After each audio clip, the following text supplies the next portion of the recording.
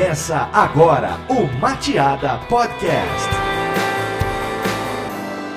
Opa, tudo bonzinho? Eu sou o Denis Andrade e esse aqui é o Mateada Podcast e hoje eu tenho a presença da Bruna Tesch aqui comigo na mesa. Seja muito bem-vinda. Muito obrigada, fiquei muito feliz com o convite. Fazia um tempo que a gente não se falava assim, não se via pessoalmente, né, em função da pandemia. Fiquei muito feliz de poder estar aqui. Que legal. De novo, eu trazendo alguém aqui que já trabalhou comigo, né? Já fomos colegas de trabalho. Esses dias veio a Vanessa Pacheco e hoje é a tua vez. Eu até escutei esse podcast da Van e me trouxe muitas memórias, né? E foi aquilo que eu te falei, de quase das 5 unidades que tu teve, foram 4 em Porto Alegre, 3 em Porto Alegre? 3 em Porto Alegre e 2 em São Paulo. As 3 eu passei, né? É verdade, passou pelas 3. Muita história a gente tem. E particularmente pra mim, tem muita importância, eu venho aqui com muito carinho, porque tudo que eu sei, assim, que eu aprendi de fato, por exemplo, de SEO, e até minha introdução no mundo de conteúdo e também estratégias de campanhas de mídia, né, veio da minha história na Mateada. Foi o meu primeiro emprego, meu primeiro estágio, meu primeiro emprego. E dos 7 anos que eu atuo com marketing digital, 3 a 4 anos quase, foi na Mateada, né, de atuação. Então, muito do que eu sei do meu legado vem da nossa relação. Que legal, fico muito feliz de saber disso e eu tenho um carinho muito grande por ti também, porque tu foi uma pessoa que marcou a época na Mateada. Marquei. Marcou muito, porque a gente estava falando antes aqui, né, quantidade, relembrando dos colegas e nesses anos aí passou bastante gente por aqui. E poucas pessoas marcaram, assim, de deixar um legado, né? E o que eu acho que o legado que tu deixou tu ajudou muito a criar, de fato, a fundar a parte de produção de conteúdo aqui na Mateada, que quando tu entrou não existia, né? Sim. A gente não tinha essa história. Então, tudo que a Mateada fez de conteúdo dali pra frente tu ajudou a criar do zero. Então, foi um legado que ficou, né? Eu comecei na primeira unidade lá na Silva Jardim. E eu me lembro, é muito legal ver isso, porque a minha trajetória, né, como foi meu primeiro emprego também, quando eu iniciei, eu tinha uma experiência mais básica, realmente, com conteúdo, né, era o que eu produzia de conteúdo, porque era entusiasta, então eu tinha blog, né, me envolvia em coisas simples, assim, como o jornal da escola, coisas, né, produzindo matéria, e aí, depois que eu entrei na faculdade, na universidade, que comecei a me direcionar para esse nicho, assim, realmente foi na Mateada que eu tive esse contato com o marketing de conteúdo, né, com conteúdo para estratégias de conteúdo, de fato, né, com marketing digital. Então, foi muito, muito legal ver essa evolução, agora tu falou, né, da área crescer e também, acho que do meu desenvolvimento como profissional, né. Que show! E a gente vai bater um papo justamente sobre isso, né? Estratégias de conteúdo. E antes da gente começar o nosso papo, deixa eu só dar um recadinho para quem está nos ouvindo aqui no YouTube. Se inscreve aí para assistir conteúdos como esse que eu publico todas as quintas-feiras. Tem um novo episódio aqui, sempre com alguém muito legal, com uma experiência muito bacana para compartilhar, te ensinar algo, me ensinar algo também. Então se inscreve no canal aí para não perder nenhum desses bate-papos. Deixa o teu comentário dizendo o que tu achou. A tua opinião também é muito importante. Dá o teu like e compartilha isso com outras pessoas também para ajudar a nossa palavra aqui, né? A chegar mais longe. Isso é importante. Se inscreve também no Spotify. Tu vai encontrar todos os links na descrição do podcast aqui embaixo. A gente está disponível, além do Spotify, em todas as outras plataformas de streaming. E também tem o endereço blog.mateada.com. Tem que falar devagar agora, porque das últimas vezes que eu falei eu errei. blog.mateada.com/podcast. Também tem lá o endereço do RSS, se tu quiser assinar ele em um outro aplicativo da tua preferência. Certo? Então, vamos falar de estratégia de conteúdo. Muitas, né? Existem muitas possibilidades. Uma coisa que eu já queria colocar em pauta, que foi até uma coisa que a gente estava conversando antes ali, né? Sobre o quanto, quando a gente começa no universo de produção de conteúdo, e principalmente marketing de conteúdo, né? A gente acaba direcionando o conteúdo sempre para um viés. Então, por exemplo, quando eu comecei a minha carreira na Mateada, era na área de produção de conteúdo, né? Mais voltada para SEO. E aí a gente trabalhava com muitos formatos de conteúdo direcionado para blog. Basicamente, acho que quase 100% dos clientes eram para esse formato de conteúdo. E aí, com o tempo, é que a gente vai maturando e abrindo, de fato, o horizonte para toda a funcionalidade, para toda a importância que o conteúdo tem, né? Então, eu hoje agora, além de trabalhar com produção de conteúdo, né, toda essa bagagem dos últimos anos, desde o início da minha carreira, na verdade, que eu atuei com conteúdo, eu também atuo com estratégias de mídia. E aí, só complementou e enriqueceu cada vez mais, assim, a minha experiência, né, o que eu construí até agora com conteúdo, porque eu consegui ver de uma maneira muito mais sistêmica, de uma maneira mais macro, o quanto o conteúdo, ele vai muito além de só posts em blog, descrição de produção de conteúdo para e-commerce, né?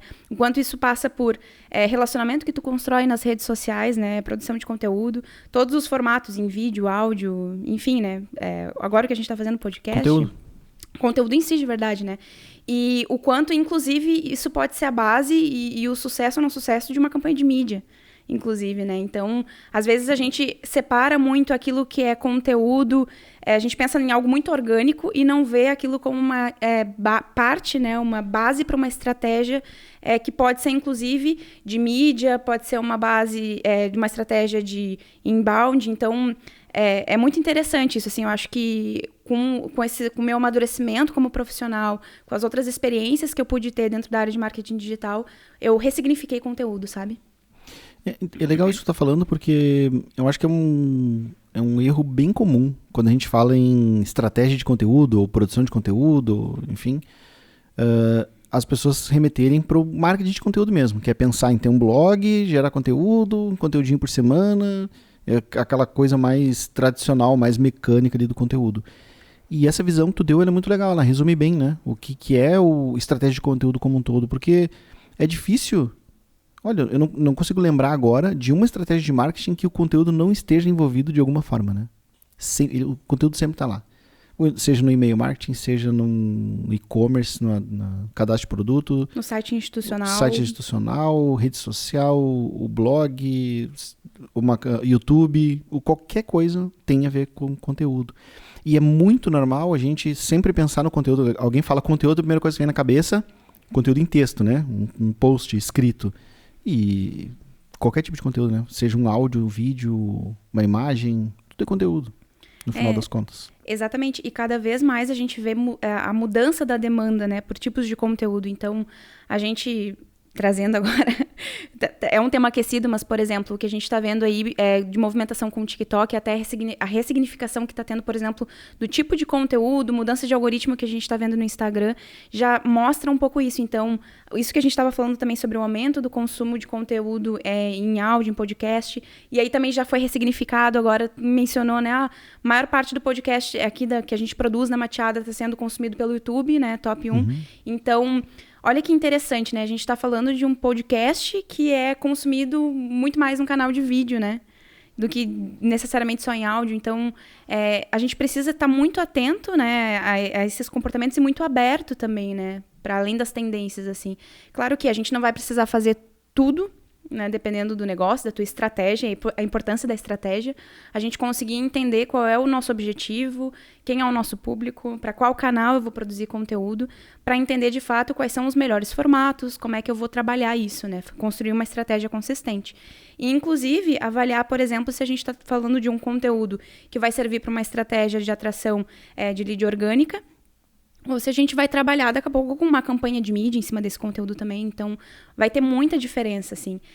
Eu que ultimamente tenho, né, no meu CLT, né, na minha carteira assinada, eu trabalho como coordenadora de mídia, então tenho uma visão bem aguçada, assim, e muito já escutei de colegas e pessoal, assim, tá, mas tu tá dando pitaco no conteúdo que chegou aqui da página de conteúdo que chegou aqui pra estratégia, né?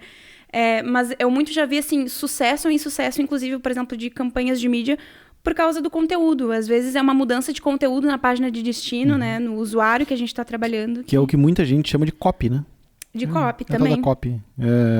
Virou, como é que é? Meme, né? Tal da copy.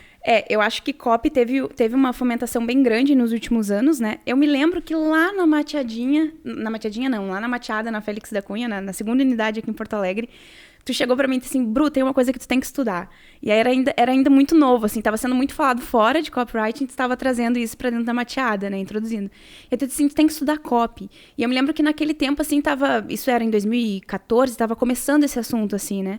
Hoje, com acesso à informação também, a velocidade com que se propaga o conhecimento, né, a gente já tem muito conteúdo na internet, né, muito se fala sobre copy, mas eu particularmente, tenho minhas ressalvas, porque eu vejo que está sendo usado muito como um Ctrl-C e um Ctrl-V, sabe? Tipo, quais são os termos, né, de maior sucesso em copy? As pessoas pegam umas técnicas, tentam simplesmente dar um Ctrl-C e um Ctrl-V, e o conteúdo fica vazio, fica sem autenticidade, fica sem intenção, e perde completamente a efetividade, né? E, inclusive, o próprio usuário, quando é impactado por um conteúdo que segue esse script, assim, muito já divulgado, assim, na internet, de copy, já reconhece, né? Já perde completamente a eficácia do anúncio, né? Vou dar um exemplo, tá? Já ficou manjado. Já ficou manjado, exatamente, né? Que nem que eu vou te mostrar em 2 segundos como eu fiz 5 milhões, meu nome é Betina, é Bruna. Mas, basicamente, assim, eu tenho um pé atrás, assim, sabe? Então, eu prefiro, óbvio, né? Copy, ele existe e teve essa fama, assim, por funcionar, mas acho que vale muito a pena aí quem está nos assistindo, né, fazer o exercício, né, de quando for aplicar, né, na sua estratégia de conteúdo, no seu negócio, fazer essa avaliação, né, o que de fato se aplica para mim e tentar usar isso com autenticidade e de uma maneira equilibrada, né, porque só usar simplesmente uma técnica não resolve, não qualifica um conteúdo, né, que ele de fato vai funcionar nessa estratégia. Eu acho que talvez o maior contribuidor para essa tendência de copy que a gente tem hoje aí, e esse tipo de copy que eu acho que é muito o copy não no sentido de escrita, mas no sentido de cópia, né? Exatamente. Eu acho que tem muita gente indo nessa pegada por causa daquele livro chamado Armas da Persuasão, né? O livro é excelente, ele é muito bom, mas ele parece um manual passo a passo, né? Que tu tem que seguir aquelas, né? Vamos trabalhar com a escassez. Esse é o perigo do passo a passo, né? Tu acaba criando uma fórmula mágica e, na verdade, não existe fórmula mágica, né? A estratégia de conteúdo e a qualidade do conteúdo vai estar muito atrelada. Eu acho que são 3 pilares principais, assim, né? E aí tu me complementa com o que tu achar. Mas eu acho que primeiro, né? Pra quem? Então, parece muito manjado também a gente falar sobre isso, sobre persona, sobre entender o público. Mas pra quem? Pra quê? Então, qual é o objetivo, né?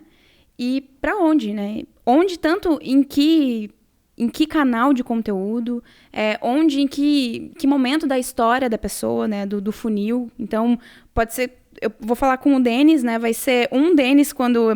não que vai ser pessoas diferentes, mas tu vai ter evoluído a tua maturidade, a tua relação com aquele conteúdo, né, com a temática que a gente vai estar abordando.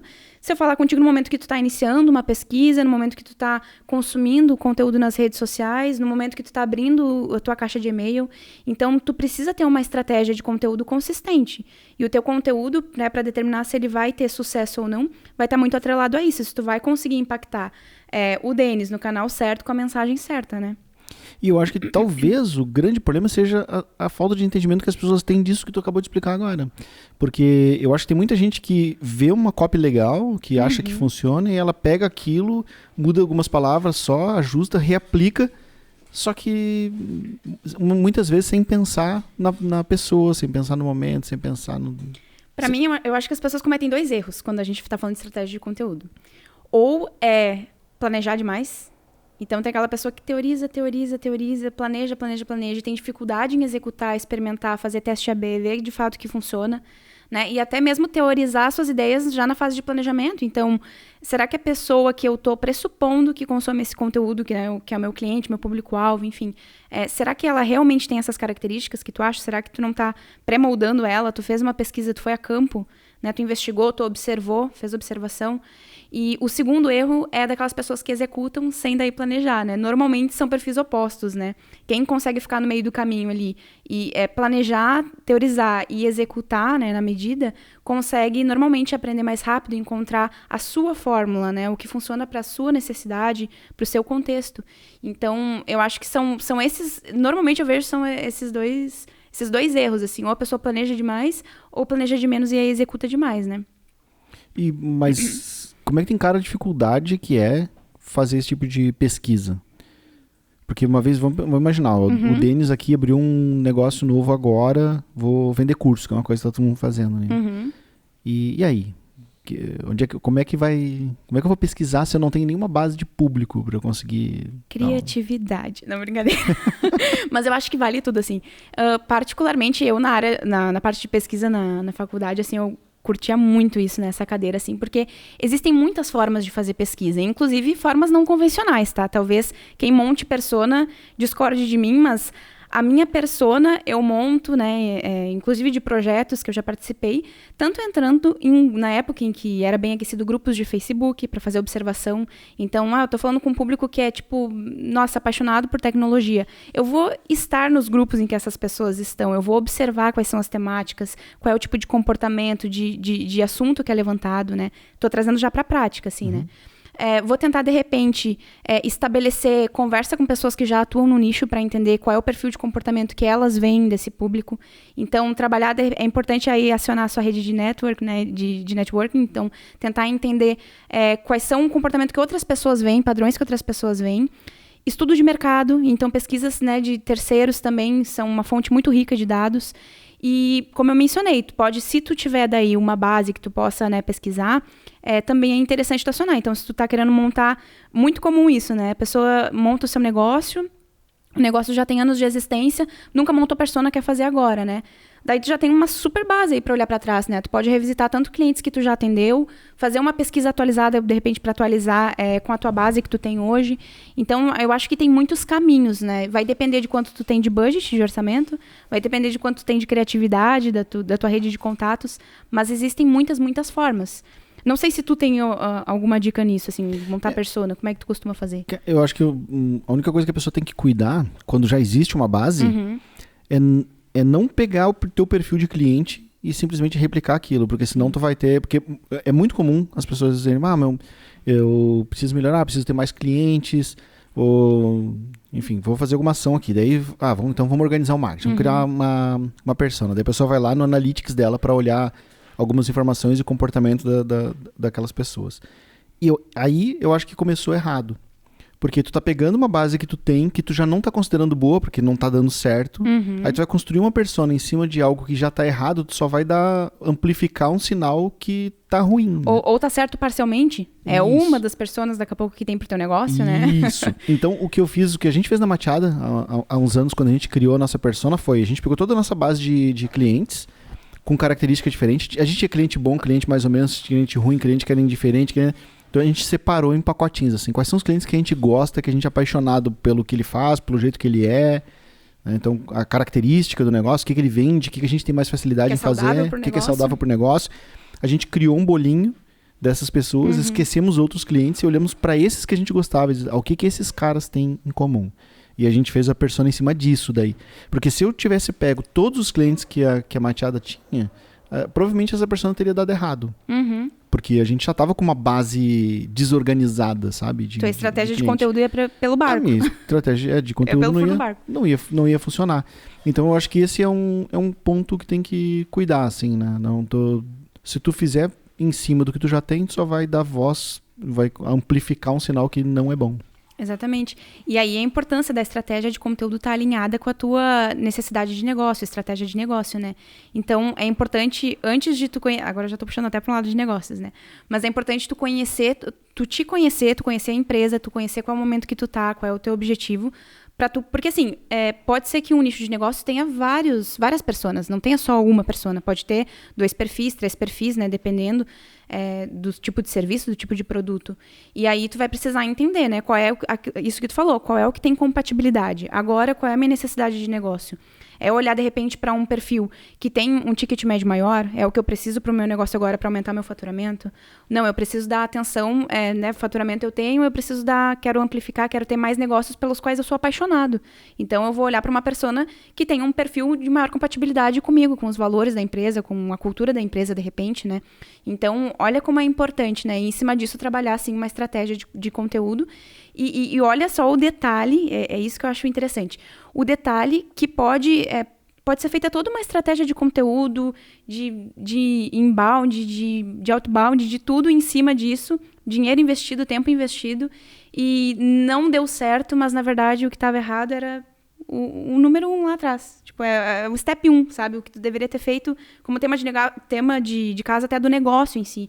Então, é muito importante isso que tu falou agora sobre persona, sobre entender o seu negócio. E a gente tá falando muito, assim, com uma visão de gerar negócio através do conteúdo, né? Só que como a gente tá falando de estratégia de conteúdo, o conteúdo não tá aí só pra isso, né? O conteúdo, ele tá, muitas vezes, até pra tu fidelizar alguém, pra tu... Exatamente. Enfim, pra gerar mais engajamento, às vezes pra converter, às vezes para criar valor de marca. Eu já vi estratégias de produção de conteúdo para aumentar o valor da empresa, né? Aumentar a autoridade para ela poder cobrar mais dos clientes que ela até já tinha. Então, o conteúdo foi usado estrategicamente para isso. Usando até o Mateada Podcast como exemplo, né? Quando a gente criou ele na primeira temporada, a nossa estratégia como conteúdo, né? Olhando para o podcast como uma estratégia de conteúdo, ele nunca foi gerar conversão e gerar lead e vender, né? Tanto que os assuntos que a gente tinha nunca ia atrair cliente com aqueles assuntos. A gente falava de filme, de colega chato no trabalho, vida de agência, perfil de cliente. Nunca isso ia gerar negócio, né? E a ideia nunca foi que ele gerasse negócio. A ideia foi entretenimento. A gente criar entretenimento para isso gerar compartilhamento, para as pessoas se identificarem, compartilharem esse conteúdo e isso gerar link building para nos ajudar em SEO. Então, olha como a gente fez uma volta, né, com o conteúdo usando estrategicamente o podcast para conquistar uma coisa diferente. Então, essa também é uma visão, né? É a gente olhar para o conteúdo e saber que ele pode ser usado em outras partes que não só a geração de diversas formas, né? Por isso que a gente fala, são estratégias de conteúdo, porque elas são diversificadas. A gente pode estar falando de venda, a gente pode estar falando de melhorar o relacionamento com clientes que costumam ser problemáticos, né? Tem um perfil de cliente que acaba me incomodando demais, acaba, né, preciso fazer relacionamento, né, um reclame aqui da vida. A gente tem diversos formatos de conteúdo para trabalhar e diversas estratégias, né, envolvidas nisso. Então, legal isso que tu falou, porque o conteúdo ele pode usar muito para diminuir a quantidade de reclamações no Reclame Aqui. Pode. Se tu tiver um conteúdo que ajude muito no pós-venda, né? Tirar as dúvidas, às vezes, de como usar algum produto, ou se é um SaaS, por exemplo, né? Um site de serviço, dúvidas frequentes que as pessoas podem ter, para ela resolver o teu problema, ela resolver o problema dela, né? Através do conteúdo e não ter que escapar para um Reclame Aqui da vida, né? Vou até além, né? É cada vez mais comum a gente ter uma automatização, né, do atendimento. Seja por chatbot, seja por... o quanto isso também é ou não conteúdo, né?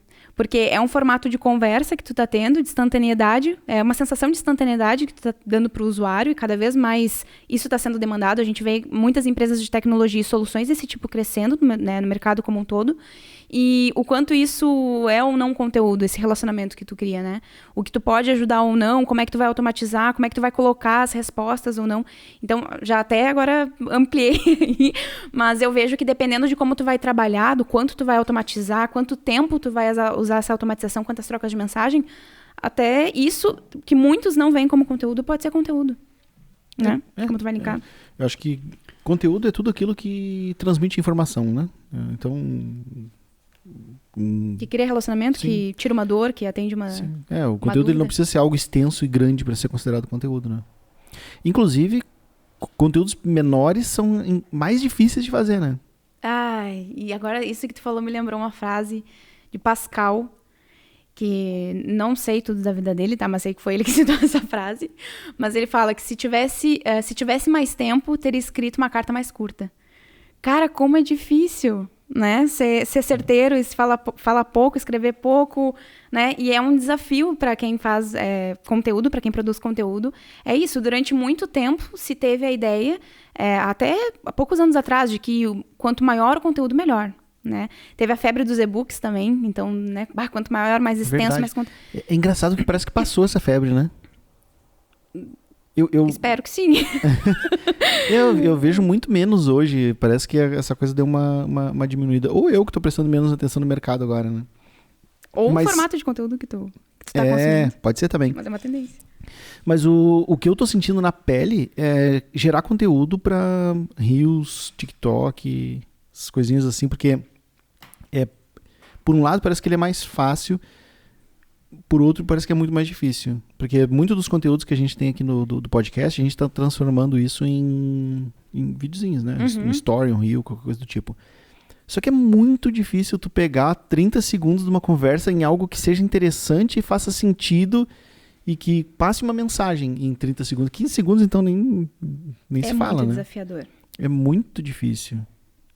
E eu tenho vergonha de abrir a câmera e sair falando, então eu preciso, sei lá, pegar alguma coisa que tá gravada aqui e transformar em rios. Se Pegar depender, uma coisa assim, se depender de eu... me pegaram no flagra falando de alguma coisa. Esses dias eu falei que eu tenho vergonha de gravar story, mas a pessoa perguntou, mas tu grava podcast lá, mas podcast é diferente. Eu não tô conversando com a câmera, eu tô conversando com a Bruna. Agora tu pegar o... mais tempo, né, tu exposto. Pegar o telefone assim, e aí pessoal, tudo... Nossa, eu tenho uma trava. Precisa ter segurança, precisa exercitar a segurança. Tu consegue? Tu rola? Olha, eu até consigo, mas eu preciso desmistificar na minha ideia aquela ideia de, blogueirinha, sabe? Aquela coisa do julgamento, assim. Sim. Então, né, às vezes a gente tem super propriedade pra falar de alguma coisa, mas eu não costumo me expor tanto, né? E inclusive, quando chegou essa questão de que o algoritmo, por exemplo, do Instagram vai mudar, teve toda essa história, né, do TikTok fazendo um boom, o conteúdo em vídeo e a produção, por exemplo, de Reels, de outros formatos, Story, né, ganhou muito mais relevância, né? Uma das coisas que pega pra galera old school é justamente isso, né? Acostumado a trabalhar ali com texto pra blog, pra, né, posts, vai no Instagram, até vai ali, né, imagem, conteúdo e tal. E agora a gente precisa estar super adaptado, tipo, multiformatos, né? A gente precisa entender o que performa melhor. E às vezes é o mesmo público, né? A gente tem o mesmo público. Agora chegou um ponto importante da estratégia de conteúdo, que é como é que tu vai, não digo nem replicar, eu nem vou usar mais essa palavra, mas como é que tu vai conversar com as pessoas em diferentes plataformas, né? Porque a importância de tu entender a persona também. Como é que essa pessoa do Instagram, será que ela passa ou não pelo TikTok? Né? Como é que é a caixa de e-mail dela?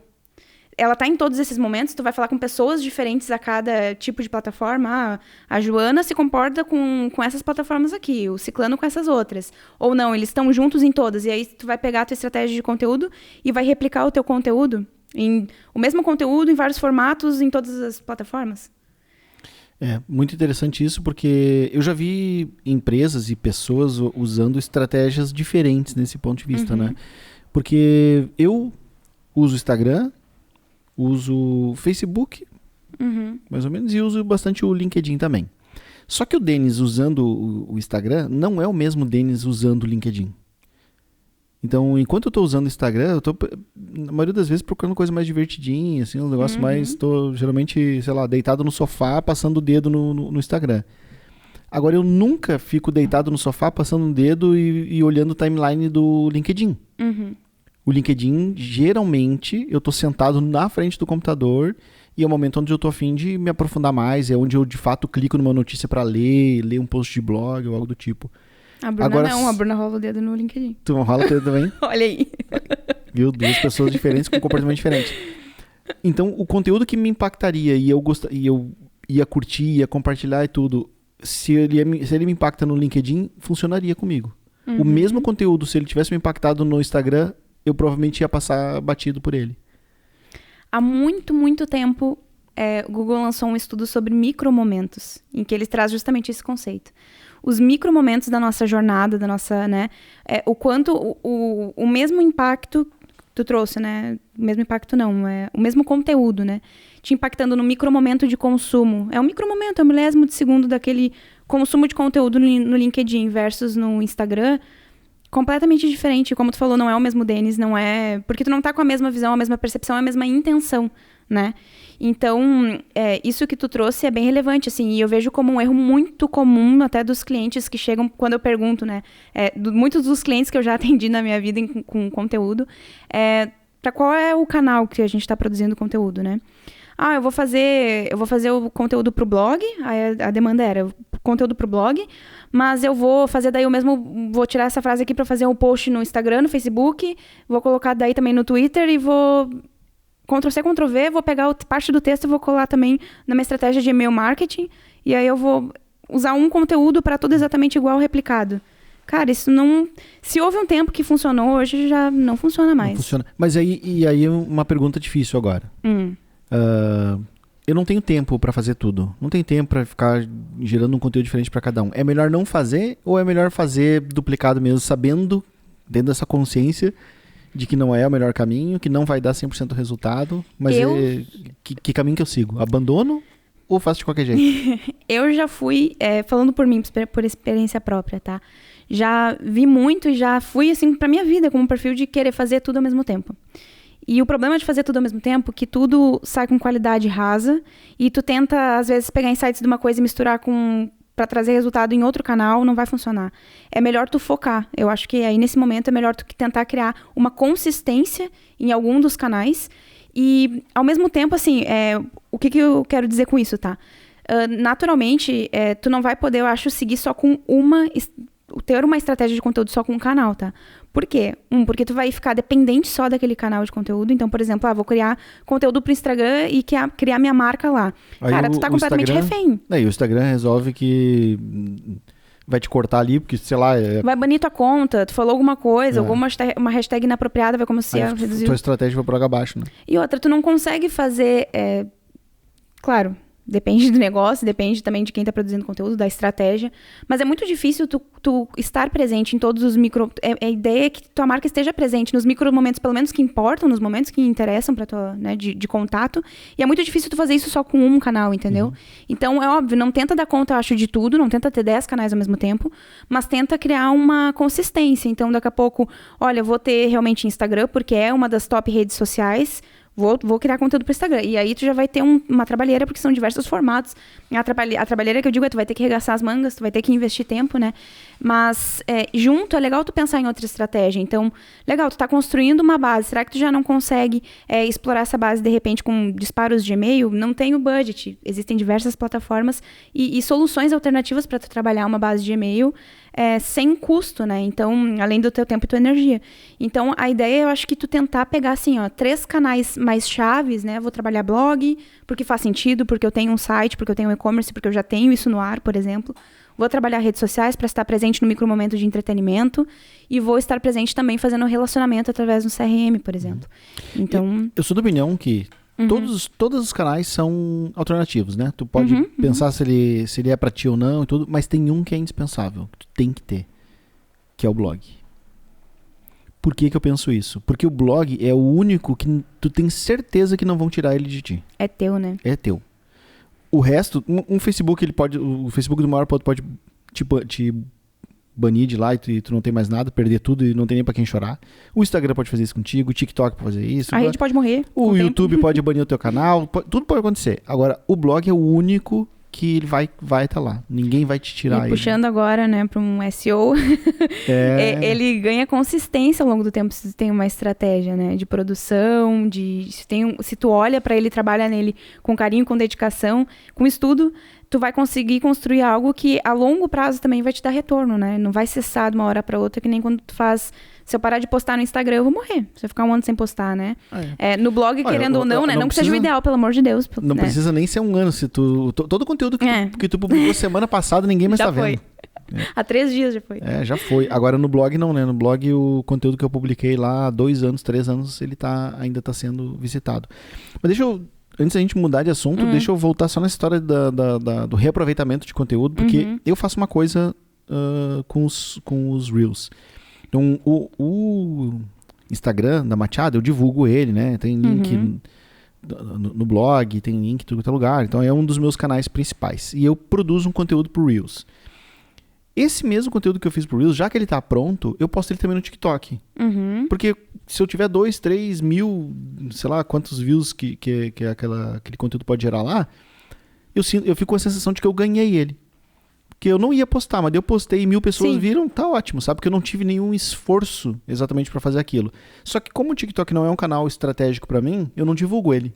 Tu não vai ver eu divulgando o TikTok. Ele não vai estar linkado lá no blog, ele não tá linkado no YouTube. Ele te assessora, ele não é protagonista na tua estratégia de mídia. Ele é só, eu reaproveito o conteúdo lá. E gera alguns views. Perfeito. E eventualmente pode ser até que alguém venha de lá pra assistir o vídeo no YouTube, que é o canal principal e tudo. Mas eu reaproveito o conteúdo lá, o esforço é pequeno. E tem até aquela outra rede lá, que eu não sei nem como é que fala, Kiwi, eu acho que... é verdade, tá tentando, né? Como é que fala isso? Agora, não sei. Vou ser julgado agora aqui. Vou ser julgado agora aí pra galera mais nova, porque eu não sei nem falar o nome da rede. Mas sabe qual que é, né? Eu sei. A sensação que eu tenho é que os caras foram lá e deram Ctrl+C, Ctrl+V no TikTok, porque ele é um TikTok com outro nome. Eu posto lá também. E gera views também lá. Tipo, um videozinho qualquer ali, 2, 3. Até nem sei, não acompanho. Como eu não acompanho muito, mas eu tenho vários videozinhos lá com mais de 1000 views. Que, tipo, a princípio eu não ia nem postar, sabe? Então eu não faço esforço nenhum, não divulgo, não interajo, nada. Eu só entro lá, posto e saio correndo. Até se alguém mandar uma mensagem lá, ferrou, porque eu não vou nem ler, né? Mas tu acha isso válido? Eu acho válido. E acho que nisso tudo que tu foi me falando, me veio uma parte muito importante da estratégia de conteúdo, que é depois que tu faz toda essa postagem, que tu testa, né? Porque dá-se até pra dizer que é experimental. Tu tá te permitindo errar e acertar, tu tá colocando conteúdo lá, que nem tu falou, postei e saí correndo, e vendo o que acontece. Que é a análise do resultado. Então, é uma boa forma, por exemplo, de... Se né, é um canal que eu não posso ainda investir tanta energia, não é crucial na minha estratégia hoje.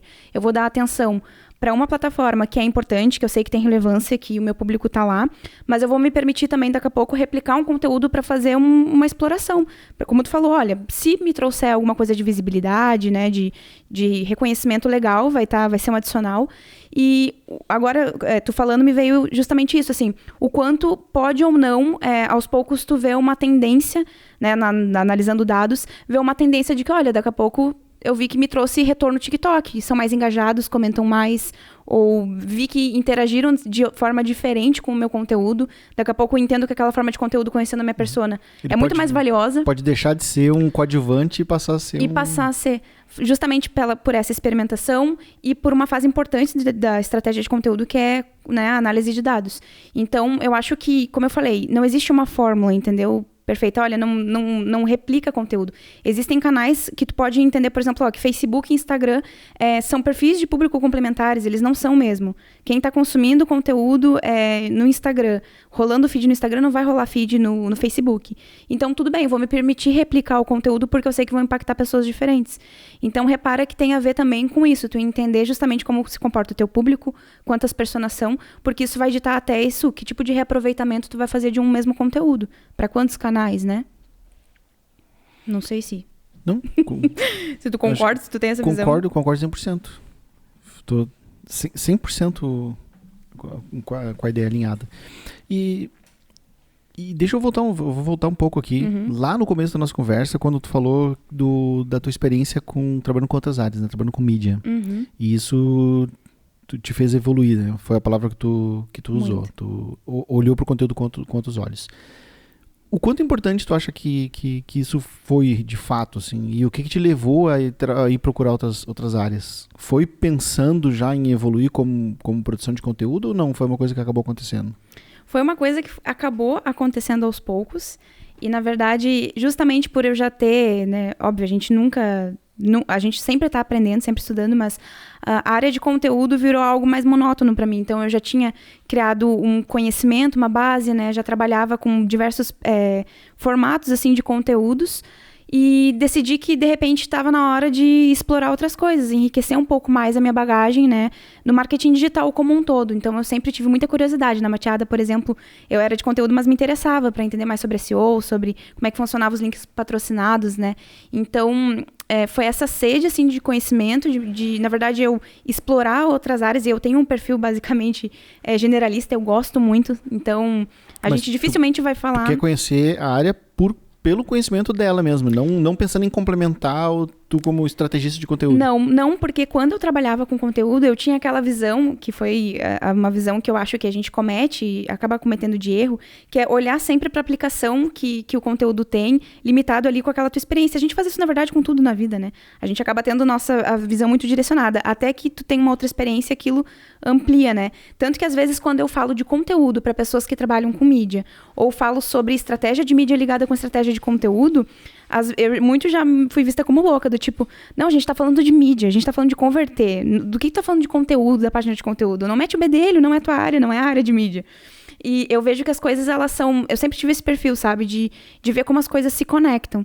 E quando eu comecei a perceber que conteúdo estava dentro do marketing digital, o marketing digital era muito mais do que isso, eu percebi, assim, não foi para complementar em si diretamente, né, o uso do conteúdo, a minha experiência com estratégias de conteúdo, mas acabou complementando por essa vontade de aprender sobre outras disciplinas, né? E aí eu fui, na verdade, atuar... Quando eu saí da Mateada, eu fui atuar com a área de marketing. Então, trabalhava muito, por exemplo, com estratégias de CRM, né? Foi quando eu conheci e adaptei o conteúdo para estratégias de e-mail marketing, conheci esse formato, esse universo. E aí, também endomarketing dentro da empresa, tinha algumas demandas. Então, puxei para esse lado. Dentro dessa empresa para onde eu fui, fechou a área, né, de marketing. E essa estratégia de conteúdo que a gente fazia, de estratégias de inbound. E aí acabou surgindo uma oportunidade em mídia. Eu, beleza, topei, porque, né, essas oportunidades elas vão surgindo. E como eu gosto muito, assim, tenho esse perfil curioso, eu vou topando. E aí... E a mídia, a mídia que tu fala é Ads Google, principalmente? Não principalmente, mas eu já trabalhei com Google Ads, com Face Ads, até Waze, né? Já rodei Waze. Hoje atuo com mídia programática. E tu ter trabalhado com conteúdo, migrar para mídia, tu tem uma vantagem bastante grande aqui, que é ter o copy bem apurado na hora de criar os anúncios, né? Demais. E eu só fui perceber isso quando justamente eu fui para a área. E aí, é isso que eu falei, tu começa a ter ideias, insights, sugestões, tu começa a olhar para aquilo, né, além da estratégia de mídia, tu começa a olhar para o conteúdo da estratégia de mídia. E, cara, é muito legal, assim, ver. Eu vejo que a Bruna, quando produzia conteúdo, produzia um bom conteúdo. Agora, eu fazendo, inclusive, parte da estratégia, né, que vai para além do conteúdo, vejo que tenho mais conhecimento ainda para poder produzir um bom conteúdo, sabe? Porque eu já tô vendo o processo macro como um todo, assim. E tenho certeza que ainda vou passar por diversas situações, diversas disciplinas aí do marketing digital que vão me apurar muito mais. E até, inclusive, vou te dar um exemplo, né? Eu cursei, não terminei, não cheguei a concluir, mas eu cursei MBA em gestão empresarial e me trouxe uma outra visão de negócio. Então, já me enriqueceu, né? Para eu conseguir entender bem o que o cliente quer, inclusive pensar o que ele precisa em estratégia de conteúdo pro negócio dele. Então, essa visão veio também disso que tu vai, essas experiências que tu vai tendo, o que tu vai estudando. Então, é bem interessante ver, assim, como o conteúdo ele está relacionado com diversas disciplinas. Né? Se eu tenho uma dica para dar para quem é dono, né, do seu negócio, ou, enfim, quem produz conteúdo, se permita contato e tente entender as estratégias que envolvem conteúdo, sabe? Para tu poder ter uma boa estratégia de conteúdo, tu tem que entender um pouco de SEO, tu tem que entender um pouco sobre redes sociais, tu tem que entender um pouco sobre, enfim, né, todos os canais. Sobre e também pessoas, sobre né? pessoas, principalmente. Então sobre muito negócio, louco. É muita e tu coisa, pode ver que tu me fez uma pergunta para ir em outro lugar, né? Mas isso mostra visão, no final das contas, de negócio, assim, né? Exato. E, talvez esse seja o maior limitador, né? Das pessoas que não conseguem sair do lugar, não conseguem evoluir na carreira, é a falta de, muitas vezes, olhar para fora. Porque cada vez a gente quer... como é que eu faço... Isso acontece em tudo, né? SEO avançado. Eu quero aprender SEO avançado. Eu quero aprender, sei lá, link patrocinado avançado. E muitas vezes o avançado é tu parar de estudar link patrocinado e estudar outras coisas. E é isso que vai te dar maior visão, tu vai conseguir ser um melhor analista de link patrocinado se tu aprender sobre conteúdo, aprender sobre BI, aprender sobre pessoas, aprender sobre negócio. Isso vale para tudo. Então, quem tá travado na carreira e não consegue evoluir, como seja qualquer coisa, produção de conteúdo, SEO, link patrocinado, redes sociais, blá, blá, blá, blá, tu tá travado na carreira e tu quer aprender mais, quer ir pro avançado e parece que não existe nada avançado, muitas vezes tem que olhar pro lado, né?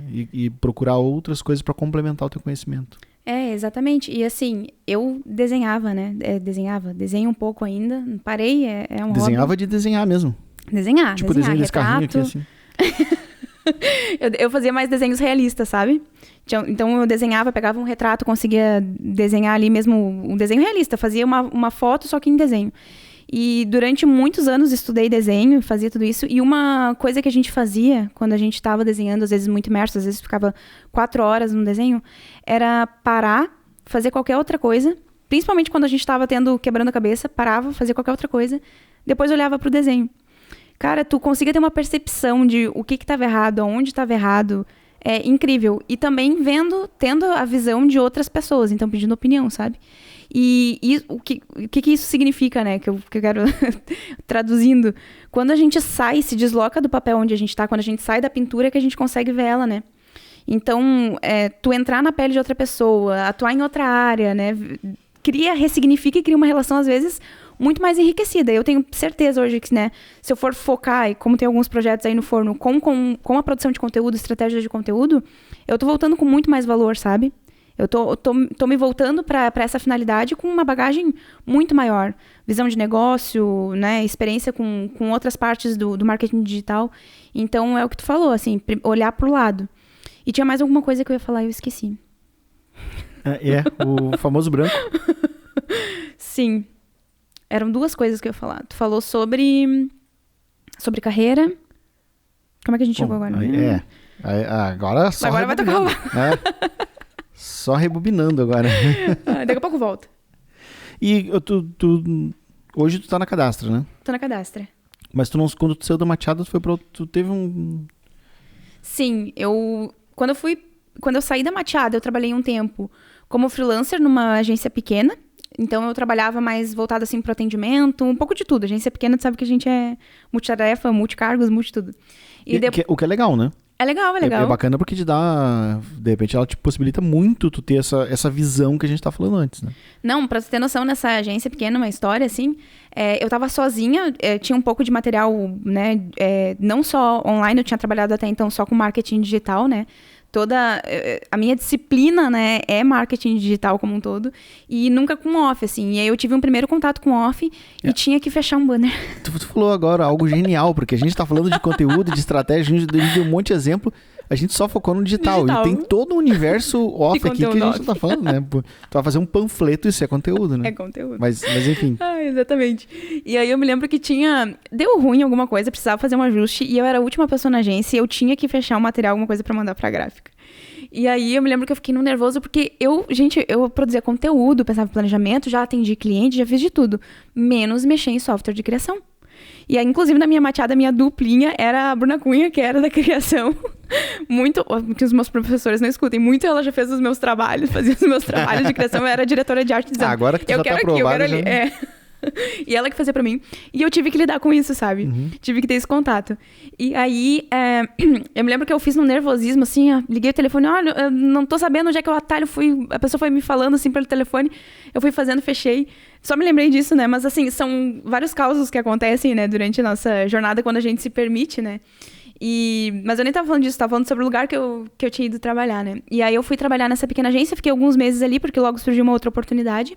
E eu acabei indo para a Alright, que daí é uma empresa também que foi onde eu tive contato com mídia programática, com mídia, com toda essa estratégia, por exemplo, de e-mail marketing, né, que eu mencionei. E me enriqueceu muito. Depois eu tive uma oportunidade na Cadastra também, que eu topei, que daí ia avançar direcionar minha carreira mais para a área de mídia. E aí, hoje, né, eu virei coordenadora de mídia lá. Então, acho que consegui construir uma bagagem bem interessante, assim, bem bacana com mídia, assim. Só pra gente dar uma fugidinha pequena do tema de conteúdo, o que é mídia programática? Ai, todo mundo faz essa pergunta e todo mundo fica com medo de fazer essa pergunta também, os que não fazem. Cara, mídia programática eu resumiria de 2 formas, tá? Programada, né, e automática. E o que isso significa, né? A gente tem, por exemplo, o Google Ads, com a sua network lá de sites. E de um lado a gente tem o Google AdSense, tu vai poder falar melhor do que eu. E, né, a rede Google, de fato, o Google Ads, né? Então, a gente está servindo anunciantes e quem está querendo vender o seu espaço, a gente conecta, né? A mídia programática faz isso em módulos. São diversas empresas, cada uma especializada num estágio dessa conexão, que a gente diz que caem os muros, né? São jardins abertos, porque qualquer são diversas empresas que competem, que atuam em um mesmo step que, por exemplo, o Google dominou e criou a empresa dele que cuida de todo esse processo, né? Ele que cuida do lado de espaços publicitários, ele que cuida do lado do leilão, né? O algoritmo que faz todo esse cálculo de quem é que paga mais, quem é que paga menos, qual é, né, o índice de qualidade. E também é ele que serve também, pega esses anúncios, hospeda e serve esses anúncios, né, para as pessoas, para os usuários. Então, mídia programática é isso, são várias empresas que fazem isso de maneira modulada. Então, eu tenho, né, dentro desse universo, por exemplo, né, a empresa que vende o espaço publicitário em si, que é onde a gente compra, como se fosse uma plataforma, que inclusive o Google tem, o DV360. É uma plataforma, mal comparando, as pessoas vão me matar. Então, todo mundo que é de mídia programática vai me matar porque eu tô fazendo comparações. Mas, basicamente, é como se fosse o Google Ads. Então, a pessoa entra lá, vê a interface, cria suas campanhas. É o melhor jeito que tem de explicar para quem não conhece. Né, é didático. Exatamente. Então, essa é um step, é uma empresa. Eu tenho do outro lado, né? Esse é o anunciante. Eu tenho do outro lado uma empresa que é responsável por fazer uma curadoria, um levantamento de todos os sites que têm espaços publicitários. Então, na internet, a gente tem mais de 80 milhões de sites, né? E o Google não é detentor de quase todos. Mas, né, a rede, a network do Google não tem todos os sites do mundo, né? Existe todo um universo de internet. E os espaços publicitários em todos esses outros sites, eles existem. Quem é que vai comprar, né? Através de onde? Então, na mídia programática, tu consegue comprar esses espaços publicitários de uma maneira muito mais personalizável, ajustável, com muito mais possibilidades, assim, de uma maneira resumida, né? É um assunto muito complexo, eu poderia falar horas. A gente pode fazer um podcast sobre isso. Podemos fazer um podcast sobre isso, então. Temos um segundo tema de podcast. Já fica o convite. Antes tu já falou, assim, da conexão que existe, né? E a visão que trabalhar com mídia te deu da história do conteúdo. Mas focando mais na parte da estratégia mesmo, tá? Do quanto que tu precisa pensar estrategicamente para criar as campanhas de mídia, o quanto que isso colaborou ou não para a maneira que tu pensa a estratégia de conteúdo. Pode refazer a pergunta? Não sei se eu entendi. Eu evolui muito do ponto de vista de SEO, né? Quando eu trabalhava com SEO, vou te dar meu exemplo e tu pode se identificar e entender melhor o que eu quis perguntar. Em SEO eu era muito mecânico, né? Acabava olhava um número ou outro, mas eu ia muito no SEO mais técnico mesmo, do que eu precisava fazer na página e tal, e não olhava tanto para dados. Quando eu comecei a trabalhar com o Google Ads, eu comecei a olhar para um universo de dados e de análise de informação que aquilo me fez evoluir muito, né? Então, eu comecei a ver coisas dentro do Ads que eu começava a olhar, tipo, mas isso aqui também pode ser usado em SEO, sabe? E eu comecei a ver SEO de um outro jeito. Eu comecei a ver SEO muito mais números e estrategicamente indo mais para o Analytics do que da visão que eu tinha antes de ter a oportunidade de trabalhar com Ads. Então o Ads me ajudou muito a evoluir até como analista de SEO, porque foi uma escola. O Ads me abriu as portas para o Analytics e para eu parte de verdade conhecer Analytics. E isso melhorou o meu jeito de trabalhar com SEO. Né? Então é esse ponto de vista que eu estava querendo saber, assim, porque quando a gente está trabalhando com mídia, tu tem outras estratégias, outra forma de pensar, outros números para acompanhar que talvez tu não tinha em conteúdo. Sim. Eu acho que são dois pontos, assim, que mudaram muito, tá? Em conteúdo, a gente estava falando sobre persona, né? Sempre olhei para persona na hora de produzir conteúdo, mas fez muita diferença. É exatamente esse mesmo exemplo que tu deu. A minha capacidade de interpretação de dados, o tempo que eu passava olhando para os dados, e aí isso é uma parte importante da estratégia de conteúdo, né? Às vezes a gente bota todo o nosso tempo em produzir o conteúdo.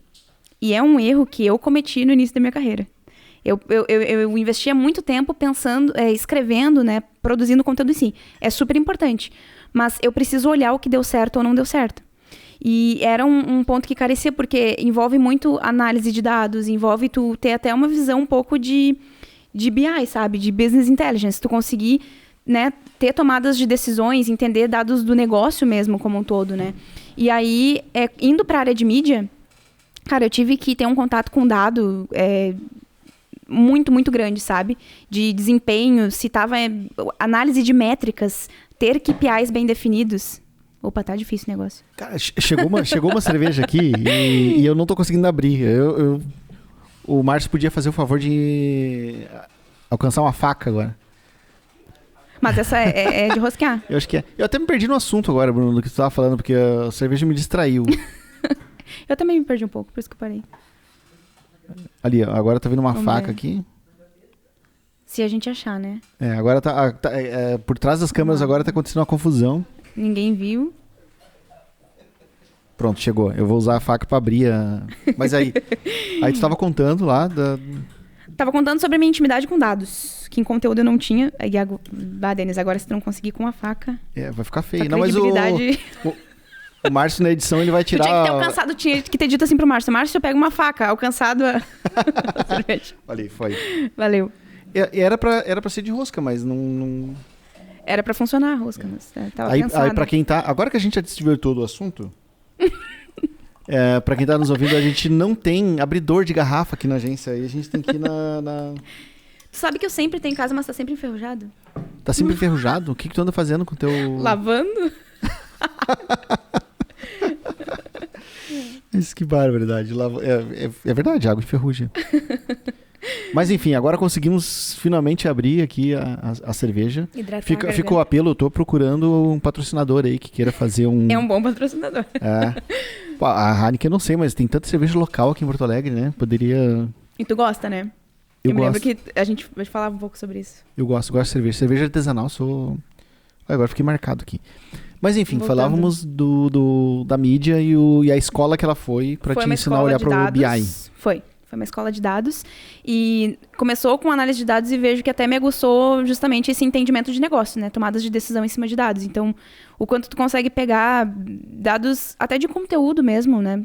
Consumo de conteúdo, por exemplo, do teu site, e tu consegue tomar decisões de negócio em cima disso. Então, é muito interessante, eu vejo que é um pilar que se carece de atenção dentro de estratégias de conteúdo, muitas vezes, e que eu consegui desenvolver e apurar com a minha atuação em mídia.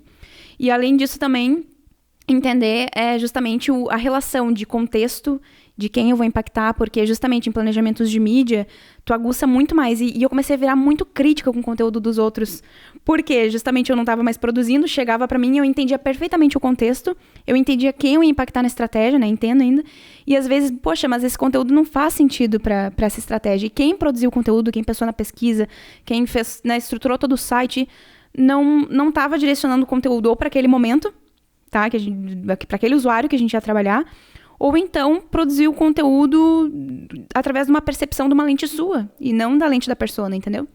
Então, foi um exercício muito enriquecedor para mim.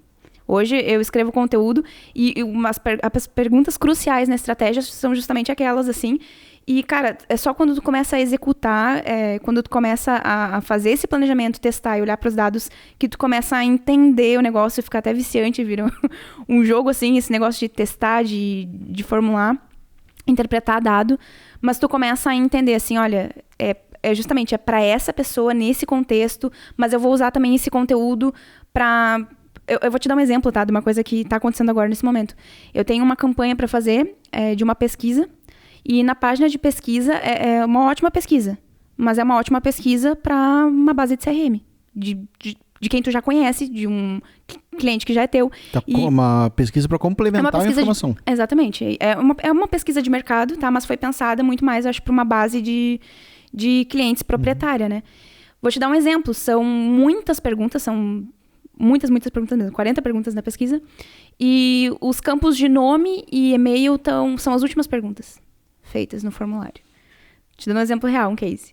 Se eu for botar isso para mídia, o que vai acontecer? A pessoa talvez desista da página de conteúdo, da página de pesquisa. Ela não deixou o lead dela. Ela não deixou o e-mail, não deixou o nome. Não existe um conteúdo que contextualize, né? Então, é uma pesquisa sobre o tema X, não tem nenhuma introdução, não tem nenhum enredo que motive a pessoa a fazer a pesquisa direto às perguntas. Vamos começar, como se a pessoa já tivesse passado por esse estágio de ter sido preparada, alimentada. Então, assim, funcionaria bem para uma estratégia de e-mail marketing, de repente, sabe? Preparei a pessoa com uma sequência de conteúdo. 40 perguntas, a pessoa vai ter que ter uma motivação um engajamento bem grande, muito grande, entendeu? Para responder, caso contrário. O que vai acontecer se eu ativar essa estratégia, essa página de conteúdo na minha estratégia de mídia? Para novos usuários. Tu vai perder. Né? Eu vou perder dinheiro, eu vou perder tempo, eu vou julgar talvez que a minha estratégia de mídia foi falha, né? Mas é o conteúdo. É o conteúdo. Entendeu? Eu sugeri algumas adaptações que estão sendo implementadas. Vezes, não é nem o conteúdo, é o conteúdo. Formato. A estratégia que foi usada o conteúdo, né? Exatamente. Agora deixa eu te fazer uma pergunta em relação a isso aí, porque antes tu usou a palavra, né? O olhar com os olhos daquela persona. Fazer conteúdo, de certa forma, é um exercício constante de empatia? Com toda certeza. Com toda certeza. E até por isso que eu mencionei ali, quando a gente estava falando sobre carreira também, sobre se deslocar, né? Sair do seu lugar, né? De onde tu tá. E, inclusive, por isso a troca, né? Essa multidisciplinariedade eu acho que é importante, porque tu consegue fazer esse exercício de maneira mais orgânica, mais fluida. Tu consegue te deslocar, ter diferentes pontos, né? De percepção. E é o que falta muito. Eu vejo as pessoas, inclusive, quem produz conteúdo, produzindo muito conteúdo que gosta, sobre temas que gosta, inclusive clientes querendo falar só sobre coisas que dominam ou que gostam, e não da necessidade da persona, entendeu?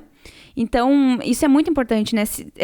Eu vou produzir conteúdo sobre, enfim, determinada temática, vou falar só sobre aquilo que eu tenho mais afinidade, que eu domino mais. Será que vai funcionar?